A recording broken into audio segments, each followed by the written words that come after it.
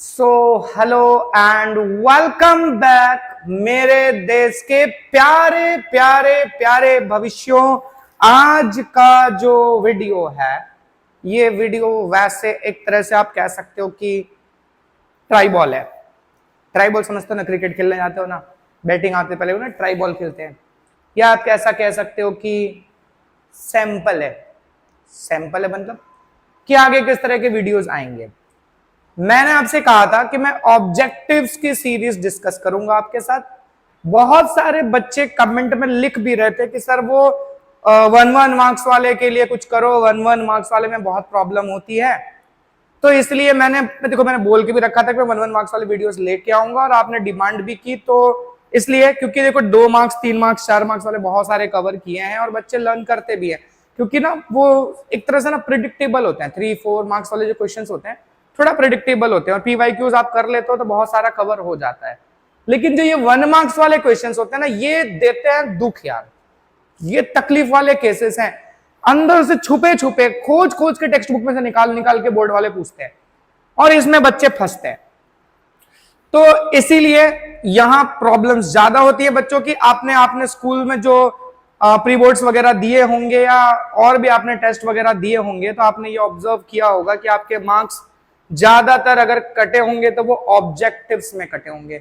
और इसीलिए मैं नहीं चाहता कि हमारे इस चैनल से जुड़े हुए जो बच्चे हैं इनके मार्क्स कटे, इनके फुल स्कोर आए। ये मेरा मतलब कह सकता हूं कि मेरी उम्मीद है, मेरी एक्सपेक्टेशन है और इच्छा भी है। तो इसीलिए वो चीजें डिस्कस करेंगे। फिलहाल मैं आज सिर्फ फर्स्ट चैप्टर के क्वेश्चंस डिस्कस कर रहा हूं। छोटी वीडियो होने वाली है, ठीक है। एक सैंपल के तौर पर मैंने अभी लाइव नहीं लिया है, पर मैं ये चाहता हूं कि मैं ये सारी चीजें लाइव में डिस्कस करूं। लाइव में जब ये क्वेश्चंस करते हैं ना यार, तो मजा आता है करने में। पर क्या है ना, आप लोग एक टाइम डिसाइड करो, क्योंकि पिछले वाले वीडियो में आपने कहा था कि आप लोग लाइव में कनेक्ट हो गए और बहुत सारे बच्चे अवेलेबल नहीं थे। मैं समझ सकता हूं, कुछ मैथ्स के लाइव्स और ये सब चल रहे हैं ऑलरेडी, सीबीएसई वाले चैनल्स लेते हैं, तो आप लोग भी जाकर उसमें घुस जाते हो, देखते हो, ठीक है। तो देखो, वैसे तो आपको मैं कुछ नहीं कहना चाहता उस मैटर पे, लेकिन हाँ, आपको कनेक्ट होना है, आप उस हिसाब से टाइम बताओ मुझे, ठीक है। कमेंट सेक्शन में टाइम्स बताना, मैं उस टाइम के अकॉर्डिंगली आपका लाइव अरेंज करूंगा। मुझे चाहिए प्रेजेंस यार, उस टाइम पर आप प्रेजेंट हो, ठीक है। बाद में बच्चे कमेंट करते हैं मैं तो नहीं था, मुझे तो पता ही नहीं चला, ये वो वगैरह वगैरह। तो टाइम पर आओगे ना यार, थोड़े बच्चे रहेंगे तो थोड़ा मजा भी आएगा डिस्कस करने में। कुछ लोग आंसर्स देंगे कमेंट सेक्शन में, मैं आपके आंसर्स पढ़ूंगा, आंसर्स डिस्कस करेंगे तो ज्यादा मजा आएगा, ठीक है। बट आज सिर्फ सैंपल के लिए वो क्वेश्चन डिस्कस कर रहा हूं जो क्वेश्चंस आपको एक आइडिया देंगे कि आगे आने वाले वीडियो में किस तरह के क्वेश्चंस आने वाले हैं। आपको अच्छा लगेगा तो आप कमेंट करना कि हाँ मैं लाइव में कनेक्ट होना चाहता हूं, और उसके रिगार्डिंग आगे डिस्कशंस होंगे। नहीं लगेगा तो फिर मेरी गलती। चलो तो बात करते हैं क्वेश्चन नंबर 1 की। द ऑस्पिशियस सेरेमनीज में words like dash are used while taking resolution. जब हम रेजोल्यूशन लेते हैं ऑस्पिशियस सेरेमनीज में, तो हम किस तरह के वर्ड्स का इस्तेमाल करते हैं? तो जैसे कि भारत, हिंदुस्तान, जम्बूद्वीप, कौन सा यूज करते हैं? आपने पढ़ा होगा भरत खंडे आर्यावर्ते, है ना, जम्बूद्वीपे। तो जम्बूद्वीप वाला जो वर्ड है, अरे भाई ये कहां चला गया, ये तो पहले से ही कुछ लिखा हुआ गया। चलो तो यहां बात करते हैं अपन, तो वर्ड यूज किया जाता है कौन सा? Jambudvipa. India ranks dash in the world by area. Area के टर्म्स में इंडिया का कौन सा रैंक है? तो हमसे बड़े 6 देश हैं, ठीक है। एरिया वाइज हमारा रैंक है कौन सा? 7th rank. अच्छा, थोड़ा कलर ये वाला ले लेते हैं। चलो फिर बात करें, डैश चित एंड आनंद are realise from Indian culture. Indian culture से डैश चित और आनंद रियलाइज होता है, तो सत चित एंड आनंद, ठीक है। फिर culture means a way of dash. Culture क्या है? जीने का तरीका, यानी वे ऑफ लाइफ है, ठीक है। Culture is a total of habits, values, customs, dash and ideals.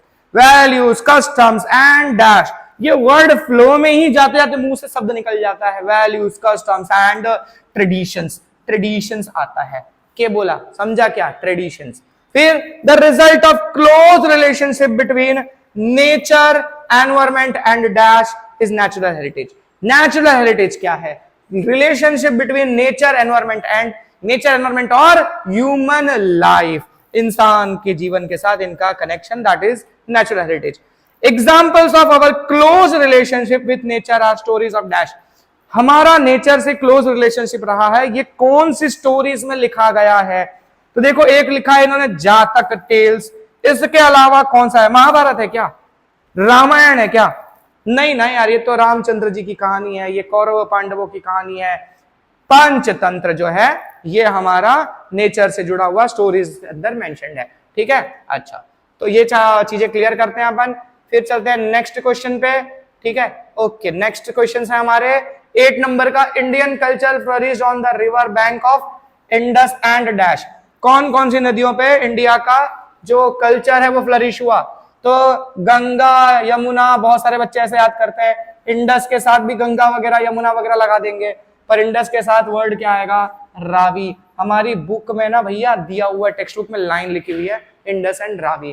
फिर rivers like Ganga Yamuna and dash have influence people. हमारे लोगों को 3 नदियों ने, मेन 3 नदियों ने बहुत ज्यादा इन्फ्लुएंस किया है, गंगा, यमुना और तीसरी कौन सी है? सरस्वती, ठीक है। फिर बोल रहे हैं 10th में कि Asian lions are found only in dash forest of Gujarat. Gujarat के किस फॉरेस्ट में ही सिर्फ एशियन लायंस पाए जाते हैं और कहीं नहीं मिलते हैं? तो वो है हमारा गिर का फॉरेस्ट, ठीक है। अच्छा, फिर national currency has the figure of 4 Lions. 4 Lions होते हैं, हॉर्स होता है, एलिफेंट होता है, और कौन सा जानवर होता है नेशनल करेंसी पे? क्या पीकॉक होता है? क्या टाइगर होता है? नेशनल बर्ड, नेशनल एनिमल वैसे नहीं है, पर लोग जानते हैं इनको इस तरह से, ठीक है। कोई ऑफिशियली ऐसा दर्जा नहीं दिया गया है, बट इनका फोटो नहीं रहता है। क्या रहता है? बुल रहता है। सारनाथ वाला क्वेश्चन मैंने डिस्कस किया था, उसमें भी ये बात कही थी, ठीक है, बुल, ठीक है। अच्छा, क्वेश्चन नंबर 12 है cultural heritage is a dash heritage. किस तरह का हेरिटेज है कल्चरल हेरिटेज? नेचुरल है, डिवाइन है, मैनमेड है?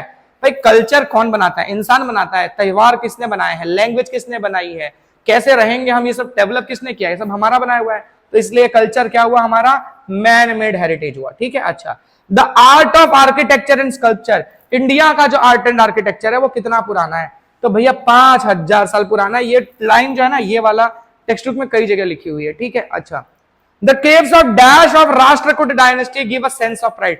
राष्ट्रकूट डायनेस्टी की बनाई हुई केव्स, वो केव जिसमें एक कैलाश टेम्पल भी है, वही तो राष्ट्रकूट डायनेस्टी वालों ने बनाया था। तो वो कौन से केव से भैया? तो दैट इज एलोरा केव्स, ठीक है। तो एलोरा केव्स याद रखना है, ठीक है। अभी मैं चेंज करेगा, इसको फिर से क्लियर करेंगे। चलो क्लियर हो जा भैया। 15th है dash is an archaeological site in Dholka taluka. Dholka taluka में आर्कियोलॉजिकल साइट है। कौन सा है ढोलका तालुका में? तो ये लोथल के ऊपर शॉर्ट नोट भी पढ़ा हुआ है हमने, अहमदाबाद के पास ढोलका तालुका, गल्फ ऑफ खंबा से 18 किलोमीटर दूर वगैरह वगैरह, ठीक है। अच्छा, फेमस पोर्ट था। अच्छा, ढोलावीरा, ढोलावीरा कहां पर है? कच्छ में है, ठीक है। अच्छा, ये व्हाइट पेंट की गई दीवारें वाला वो वाला, ठीक है। Stone inscription of king Ashoka is founded. राजा अशोक का बनाया हुआ जो स्टोन इंस्क्रिप्शन है, तो बहुत जगह पर है, पर इन 3 में से किस जगह पर है? तो इन 3 में से है कहां पर? जूनागढ़ में। फिर बोल रहे हैं गुजरात का फेमस सन टेम्पल। तो गुजरात का फेमस सन टेम्पल कौन सा है हमारा? मोढेरा है, ठीक है। जामा मस्जिद और झूलता मीनारा, ये दोनों कहां पर लोकेटेड है? वडोदरा में है क्या? वडोदरा में है? सूरत में? सूरत में नहीं, कहां है भैया? अहमदाबाद में, ठीक है। तो अहमदाबाद, ठीक है। डैश नी जाली इज फेमस आर्किटेक्चरल मार्वल। कौन सी जाली फेमस है? तो जाली तो एक ही है भैया, मच्छरदानी वाली नहीं, मच्छरदानी वाली नहीं, सिद्दी सैयद की जाली, पत्थर की बनाई हुई जाली, ठीक है। टेक्स्ट बुक के कवर पेज पर फोटो बनी हुई है, तो सिद्दी सैयद की जाली, ठीक है। Dash temple in Dwarka. अरे यार ये भी कोई क्वेश्चन है, ये थोड़ा ना मैंने गलती कर दिया क्वेश्चन लेके, पूछो क्यों? इधर द्वारका लिखा है, इधर द्वारकाधीश लिखा है, यार वो कोई भी पकड़ लेगा, ठीक है, इतना इजी, कोई बात नहीं। अच्छा, रणछोड़ राय टेम्पल कहां पर है? अगर रणछोड़ राय टेम्पल पूछ लिया तो रणछोड़ राय टेम्पल है हमारा डाकोर में, ठीक है, याद रखना। Dash is one of the 12 jyotirlingas in Gujarat. Gujarat के 12 मतलब इंडिया के 12 ज्योतिर्लिंगों में से एक ज्योतिर्लिंग जो गुजरात वाला है वो कौन सा है इनमें से? तो वैसे तो गुजरात में 2 ज्योतिर्लिंग काउंट किए जाते हैं, एक नागेश्वर महादेव भी काउंट होते हैं जो द्वारका के ही पास है, और दूसरे सोमनाथ, ठीक है। अच्छा, तो हमारे सोमनाथ। फिर Bahuchara ji temple is located in dash. Bahuchara Mata का टेम्पल कहां पर है? बहुचरा माता का टेम्पल बहुत सारे बच्चे जानते होंगे, और मैं ये दावे से कह सकता हूं कि 70% बच्चे नहीं जानते होंगे, ठीक है। तो बता दूं उन्हें कि इसका आंसर आएगा क्या, मेहसाना। मेहसाना में है बहुचराजी टेम्पल। किसको पता था, सच बताना कमेंट सेक्शन में, किसको पहले से पता था कि बहुचरा माता टेम्पल मेहसाना में है, ठीक है। मेंशन करना कमेंट में कि सर मन ने पता था, मन ने। चलो फेयर्स ऑफ गुजरात, गुजरात के फेमस मेले हमारे, तो ये दे दिया मोढेरा फेयर। मोढेरा फेयर कब ऑर्गेनाइज होता है, किस वीक ऑफ जनवरी में, जनवरी के कौन से हफ्ते में, तो ये ऑर्गेनाइज होता है 3rd वीक ऑफ जनवरी में। 3rd वीक ऑफ जनवरी, सही लिखा है क्या मैंने, एक बार कमेंट में बताना, ठीक है। अगर गलत हो तो ये बताना कि गलत है, ठीक है। मुझे थोड़ा सा डाउटफुल लग रहा है, ठीक है। थोड़ा सा ना फेयर वाला यार मेरे को भी अच्छे से याद नहीं रहता है, थोड़ा थोड़ा याद है कुछ कुछ चीजें, बट ये वाला थोड़ा सा कंफ्यूजन है। अब ये बताना मैं सही हूं कि गलत है, ठीक है ना, बताना, हाँ बताना बताना। चलो चलो, Tarnetar fair. Tarnetar fair is held in dash district. Tarnetar fair कौन से जिले में होता है, तो इसका आंसर मुझे लगता है भैया सुरेंद्र नगर है, ठीक है। तुमको क्या लगता है, ठीक है, जो लगता है बताना, ठीक है। भावनाथ फेयर, भावनाथ फेयर मेरे को एकदम एकदम अच्छे से खोपड़ी में फीटे रे भाई, एकदम फिट है, गिरनार में आता है, गिरनार, ठीक है। भावनाथ का मेला गिरनार में, ठीक है। वाउथा फेयर, वाउथा फेयर बहुत सारे लोगों को नहीं याद होगा, आई नो दिस, तुमको नहीं पता है, तुम लोग ने फेयर्स याद नहीं किया है अच्छे से। वाउथा फेयर जो है हमारा अहमदाबाद का पास, अब ये बता, ये सब भी तो अहमदाबाद का पास ही आता है, लेकिन तुमको अगर भूल रहे हो ना तो एक चीज याद रखना, ढोल का तलका, वही लोथल वाला, ठीक है, तो वहीं पड़ता है हमारा वाउथा फेयर, वहां पे ऑर्गेनाइज होता है। भादरवी पूनम का जो मेला है, भादरवी पूनम का मेला अंबाजी, अंबाजी में आता है भैया, माता अंबाजी, ठीक है। डांग दरबार, नाम से पता चल जाता है, डांग दरबार डांग में पड़ता है, डांग इज वेयर आहवा, ठीक है। डांग आहवा इलाका पूरा कहलाता है, तो ये आहवा में आएगा, ठीक है। अच्छा, तभी मैं इसको क्लियर करता है, नेक्स्ट स्लाइड पे चलेगा, जल्दी जल्दी चलेगा। ट्राइब्स के बारे में बात करते हैं, एंशिएंट ट्राइब्स जो रही हैं इंडिया की। अच्छा, negritoid people came from, negroes, negritoids, negroes कहां से आए थे, अफ्रीकन को ही तो निग्रोज कहते हैं, तो ये लोग आए थे अफ्रीका से, ठीक है, बलूचिस्तान के रास्ते अफ्रीका से आए थे। Negritoid people were dash in colour, कैसे थे नेग्रिटॉइड्स, कलर कैसा था उनका, कंप्लेक्शन कैसा था, तो ब्लैक था। ऑस्ट्रेलॉइड्स, तो मैंने पहले बोला था ऑस्ट्रेलॉइड्स मतलब ऑस्ट्रेलिया की साइड, यह हमारा इंडिया है, तो इंडिया से अपन साउथ ईस्ट में जाते हैं ना, तो इधर ऑस्ट्रेलिया कॉन्टिनेंट पड़ता है, ठीक है, न्यूजीलैंड ऑस्ट्रेलिया वगैरह पड़ता है, तो साउथ में और ईस्ट में, तो साउथ ईस्ट, ठीक है, तो साउथ ईस्ट के हिसाब से अपन लिखेंगे इसको, ठीक है। तो ऑस्ट्रेलॉइड्स कहां से आए थे, साउथ ईस्ट एशिया से आए थे, ठीक है। वैसे ऑस्ट्रेलिया से नहीं आए थे, एशिया की तरफ से, साउथ ईस्ट एशिया साइड से, ठीक है।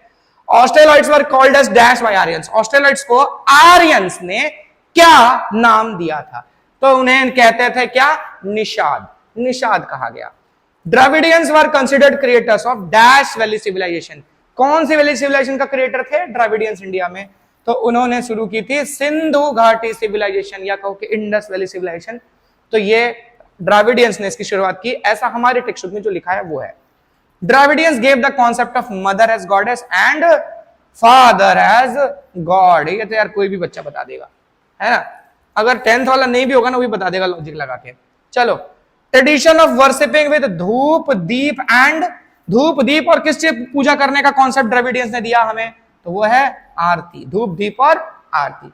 Dravidians had dash system of family, Dravidians के अंदर फैमिली का कौन सा सिस्टम था, मैट्रियार्कल, पेट्रियार्कल, जॉइंट, तो पेट्रियार्कल तो आज सब जगह देखने को मिलता है, द्रविडियंस के अंदर सिस्टम था मैट्रियार्कल, मतलब फीमेल हेड होती थी फैमिली की, ठीक है। अच्छा, मंगोलॉइड्स, मंगोलिया साइड से, मंगोलिया कहां पड़ता है इंडिया से, नॉर्थ, उधर चाइना बाइना साइड, ठीक है, तो चाइना तिब्बत है ना, तिब्बत चाइना एंड देन ऊपर मंगोलिया, तो Mongoloid people came from north China via dash, तो किधर से आए होंगे, नॉर्थ से आए होंगे, तो इधर अफगानिस्तान होके तो आए नहीं होंगे, उधर बर्मा ईस्ट में पड़ता है, आए थे कहां से, नॉर्थ से, तो तिब्बत होके आए थे, ठीक है। अच्छा, फिर मंगोलॉइड्स वर ऑफ डैश कलर, अच्छा मंगोलॉइड्स का कंप्लेक्शन कैसा था, मंगोलॉइड्स येलोइश अपीयरेंस के थे ना, है ना, कीरत उसका नाम रखा गया था, इसी वजह से रखा गया था, तो येलो कंप्लेक्शन, ठीक है। अच्छा, और वैसे भी सोचो नॉर्थ साइड से आ रहे हैं, उधर से पहाड़ ठंडे क्लाइमेट वाले एरिया से आ रहे थे, वो तो गोरे ही होंगे ना, येलोइश कंप्लेक्शन था, ठीक है। अच्छा, फिर religious ceremonies like recitation of Vedas and performing dash became prevalent during the rain of Aryans, Aryans के दौर में वेदों का उच्चारण करना और क्या परफॉर्म करना ज्यादा प्रेवलेंट हो गया, तो यज्ञ परफॉर्म करना ज्यादा प्रेवलेंट हो गया। तो ये हमारा इसको क्लियर करते हैं। अभी ये क्या खेला है इधर, DIY क्वेश्चन। ये DIY क्वेश्चन बोले तो डू इट योरसेल्फ क्वेश्चन, ये तुमको करना है, कमेंट में बताना है। Fundamental duties are mentioned in article dash of constitution. हमारे आर्टिकल कॉन्स्टिट्यूशन के कौन से आर्टिकल में फंडामेंटल ड्यूटीज के बारे में मेंशन किया गया है, इसका आंसर कमेंट सेक्शन में टाइप करेगा आप लोग। अच्छा, अब बात यह है कि सर फिलअप्स करवा दिया, बस मामू बना रहे हो। देख बेटा, मैं सारे फिलअप्स ही करवाऊंगा, सुन लो मेरी बात, मैं फिलअप्स ही करवाऊंगा। क्यों पता है, देखो इससे आपका MCQ मैचिंग सब कवर हो जाएगा। मैं तो ये भी सोच रहा था ना कि ये ऑप्शंस ही ना दूं, सीधा लाइन वन लाइनर्स उठा के। मैं चाहता हूं टेक्स्ट बुक की जितनी इंपॉर्टेंट लाइन है ना, जितनी इंपॉर्टेंट लाइन है, सब तुम्हारी इधर खोपड़ी में एकदम फिट हो जानी चाहिए। ठीक है, वीडियोस जितने तुमने देख लिया, लास्ट में तुमने धड़ाधड़ सारे वीडियोस देखे ना, टेक्स्ट बुक की लाइन बाय लाइन तुम्हारी खोपड़ी में फिट हो जाएगी ना, एक भी मार्क्स नहीं कटेगा MCQ का, ना MCQ, ना मैचिंग, ना ट्रू फॉल्स, कोई नहीं कटेगा। तो लाइनर्स वन लाइनर्स तुमने दिमाग में डाल दिया ना, तो कोई प्रॉब्लम नहीं आएगा। देखो अगर किसी बच्चे की, मैं ऐसा नहीं है कि बेटा मेरे को सिर्फ ना मैं झूठ बोल के और मेरे को व्यूज चाहिए और ये लालच में मैं नहीं, अगर कोई बच्चा मेहनत कर रहा है, अच्छा मार्क्स ला रहा है, तो मैं ये नहीं कहूंगा कि वो चैनल पे ही डिपेंडेंट रहे। एक चीज बता दूं, अगर आप टेक्स्ट बुक पढ़ते हो, text book line by line जिसने याद कर लेना, तुम्हारा तो कोई मार्क्स काट ही नहीं सकता, दुनिया की कोई ताकत नहीं रोक सकती तुमको फुल मार्क्स लाने से। ठीक है, लेकिन ना बहुत सारे लोगों को टेक्स्ट बुक्स याद होती नहीं है। दूसरा ये होता है कि टेक्स्ट बुक रीड करते टाइम थोड़ा बोर मारता है, बस यही प्रॉब्लम। वरना तो सबसे अच्छा तरीका टेक्स्ट बुक की रीड मार डालो। ठीक है, मार डालो मतलब रीड मार लो। ठीक है, अच्छा, लेकिन जो बच्चे रीड नहीं कर पाते, बोर होते हैं, तकलीफ होती है, उनके लिए ये एकदम मस्त तरीका लेके आया हूं। सारे वन लाइनर्स फिलअप्स के तौर पर हम डिस्कस कर लेंगे। ठीक है, और आपकी मेमोरी में फिट हो जाएगा। तो किसी भी वैरायटी का क्वेश्चन आएगा, चाहे ट्रू फॉल्स, मैचिंग और MCQs, वन वर्ड, धम, सब चीज आप आराम से कर सकते हो। तो ये सैंपल वीडियो कैसा था जल्दी से मुझे बता देना, और नेक्स्ट लाइव के लिए जल्दी तैयारी कर रखी है। ठीक है, मैंने PPT बना ली है। ठीक है, मैंने गैप इसीलिए लिया था बीच में। तुमको ना समय तुमको देना है, अब मुझे, मैं रेडी हूं, तुम बताओ कब आना है, कब शुरू करना है लाइव सेशन। तो जल्दी से मिलते हैं लाइव सेशन में, तब तक के लिए बाय बाय।